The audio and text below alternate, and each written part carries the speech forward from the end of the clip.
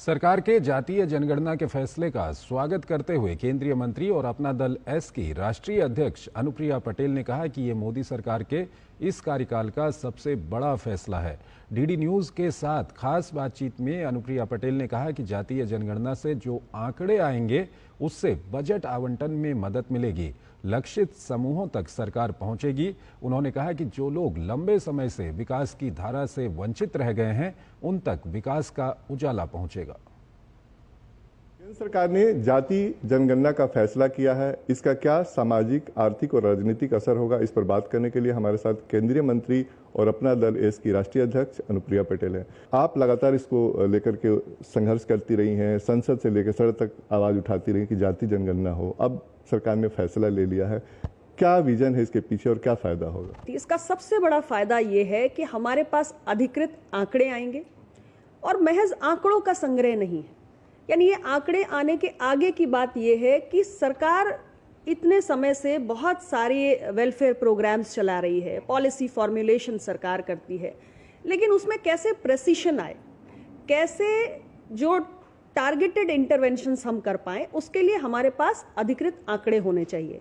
तो ये आंकड़े आने के बाद हमारे बजट एलोकेशन सही दिशा में होंगे, कहाँ सही मायने में ज़रूरत है सरकार के इंटरवेंशंस की, वेलफेयर प्रोग्राम्स की, वहाँ लक्षित समूहों तक वो पहुँचेंगे।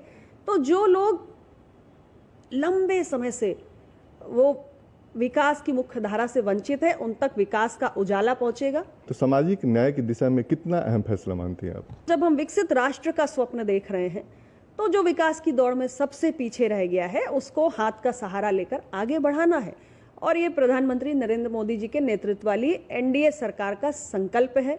हमारा रिकॉर्ड है, 11 वर्षों में हमने ऐसे अनेक फैसले किए हैं। विपक्ष इसकी टाइमिंग को लेकर बहुत सवाल उठा रहा है। ये हमारे लिए कोई पॉलिटिकल एजेंडा नहीं है, ये हमारे लिए कमिटमेंट का विषय है, और एक के बाद एक फैसले हमने अपने पिछले 2 कार्यकाल में किए हैं। इस कार्यकाल का ये बहुत ही बड़ा फैसला है और मोदी जी की सरकार अपने बोल्ड डिसीजंस के लिए जानी जाती है। राहुल गांधी और विपक्ष कई नेता जिसमें अखिलेश यादव भी शामिल है, वो अपनी जीत बता रहे हैं और इंडी अलायंस की जीत बता रहे हैं। जब आपके पास मौका था तब आप क्या कर रहे थे?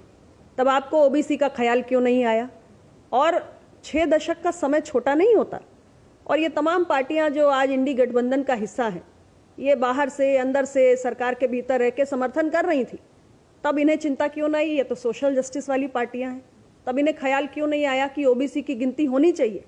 अनुप्रिया जी का कहना है कि इससे देश की प्रगति में काफ़ी योगदान मिलेगा और जो भी समाज के वंचित लोग हैं और विकास की धारा में छूट गए हैं उनको इस विकास की धारा में जोड़ा जाएगा। कैमरामैन अरमान के साथ नितेंद्र सिंह, डीडी न्यूज़, दिल्ली। कर्नाटक के उप मुख्यमंत्री डी के शिवकुमार